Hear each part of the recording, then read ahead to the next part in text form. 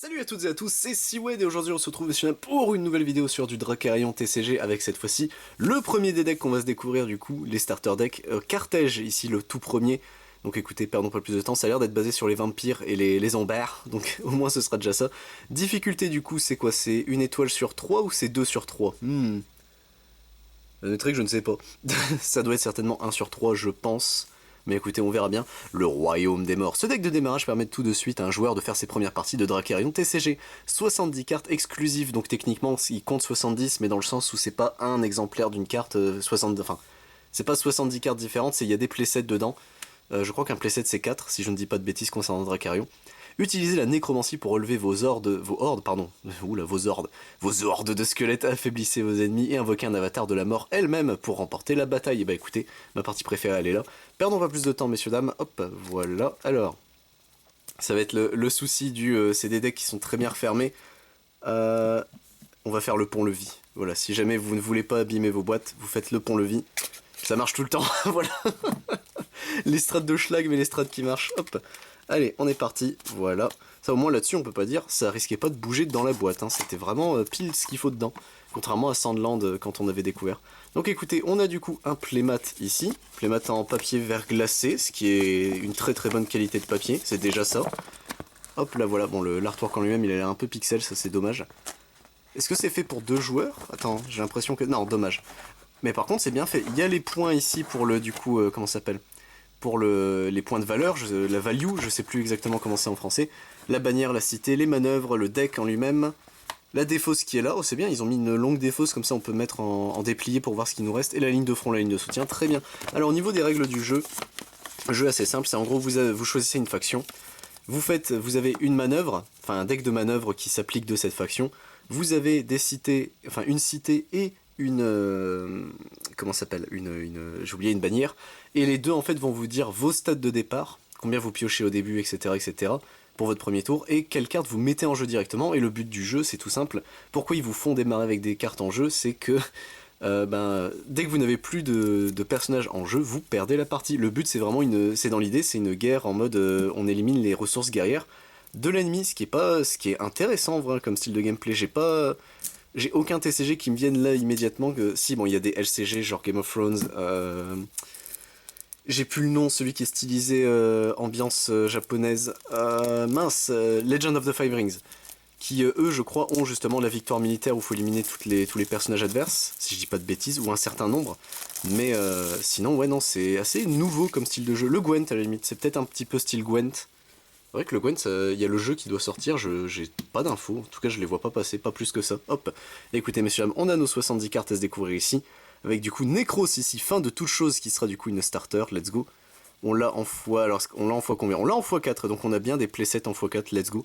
Mira ici, occultiste surdoué, ok la carte est jolie, hein. J'essaie de vous zoomer un peu pour que vous puissiez lire les effets. Hop, voilà, ça c'est bon. Ensuite nous avons le champion ressuscité. Hop, nous avons ensuite le chevaucheur mort, très bien. On a ici le guerrier inlassable, très bien. Ici nous avons du coup le porteur de la nuit éternelle, le nom est stylé. Putain oui d'accord, ah c'est horrible, ils lui ont mis la bannière dans sa colonne vertébrale. Ah le pauvre. Ça doit faire ultra mal. Après c'est un squelette donc il doit plus rien ressentir, mais recruteur d'endormi ici. Ah merde c'est un nécromancien, let's go. On a du coup le tyran revenu de la mort. C'est stylé comme nom. Tu te fais nommer comme ça, c'est stylax. L'orphelin égaré ici, c'est un vampire. Oh, il fait des xénomorphes de sang, c'est dégoûtant. Hop, je relis en même temps les effets, hein, c'est pour ça que je prends un petit peu mon temps. Cavalier damné ici. Et en fait, à chaque fois, c'est qu'ils se jouent entre eux ou tu les récupères, c'est marrant comme style de gameplay. Danser avec la mort ici. Et du coup, il y a même du recyclage avec ça, très bien. C'est pourquoi pas en vrai. Le triste murmure ici. Du coup, tu baisses vraiment les ressources adverses, c'est marrant ça. Relève-toi encore. Donc là, c'est juste tu le joues, ok, très bien. Hop. Sortir de terre, ouais, sortie de terre imprévue. Ça fait très album de métal, par contre, ça c'est... Il y a Eddie qui sort de... Merde, Eddie d'Iron Maiden, il est de retour. Voir sa mort en face. Oh, ça c'est terrifiant comme imagerie, par contre. Ok. On a du coup Moira qui sera la cité, très bien. Est-ce que Moira, on l'avait pas eu... Oh, j'ai un doute. Est-ce qu'on n'avait pas eu Moira, mais version booster? Ah, j'ai un doute. Ou alors c'était une carte que j'avais vue en spoiler, j'admettrai que je ne sais plus déjà. J'ai ouvert le display juste avant de tourner cette vidéo, hein, c'est terrible. La nuit éternelle ici qui sera en starter, très bien. Hop, on a du coup ici des os encore utiles en manœuvre, très bien, on a un petit deck manœuvre en plus, ça c'est cool. Profanation intéressée, Mélopée sinistre, ordre d'assassinat, envoyer un messager à la cité, trêve contrainte ici, le nord est clos, très bien. Et derrière nous avons récolté des informations qui seront du coup nos dernières manœuvres de ce deck. Bon, bah ça allait très vite, mais qu'est-ce que j'en pense du coup? Bah en vrai...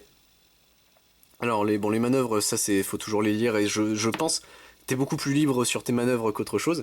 Mais le deck en lui-même, donc attends, la cité et la Moira c'était quoi? Donc la bannière elle a 16 points de vie je crois entre guillemets. Elle nous fait start avec Cavalier d'année, Champion ressuscité, Porteur de la nuit éternelle, ok. Et Moira, du coup, action incliner cette cité pour défausser les deux premières ou dernières cartes de votre deck. Ah, marrant ça, tiens. Et 4 et 4, ok. Donc c'est... ouais, c'est techniquement tu startes à 4 de ta main et... Je sais plus pour l'autre, ok. Ah, bonne question. Concernant ces trucs-là, je admettrai que je ne sais pas, il doit y avoir mieux certainement dans les displays. Mais le deck en lui-même est marrant. Le fait que tu gères tes que en mode ils reviennent, etc., c'est plutôt stylé, je trouve. Et surtout, bah, ils font perdre des stats à chaque fois à l'adversaire, hein, quand tu regardes. Chacune des manœuvres recouvertes de donner +1/+1 à ce personnage ou +2/+2 si vous avez plusieurs adversaires. Donc déjà, c'est pensé au multi aussi, c'est marrant, tiens. Déploiement de ce personnage à 5 de force ou plus, cherchez une carte exhumation dans votre deck et où votre défaut c'est joué là. Et en plus tu la joues gratuite, hein. Non, le Necros c'est vraiment bien. C'est marrant en vrai le système de... Selon le... regardez les deux premières cartes de votre deck, mettez-en une dans votre défausse, l'autre reste sous votre deck, très bien.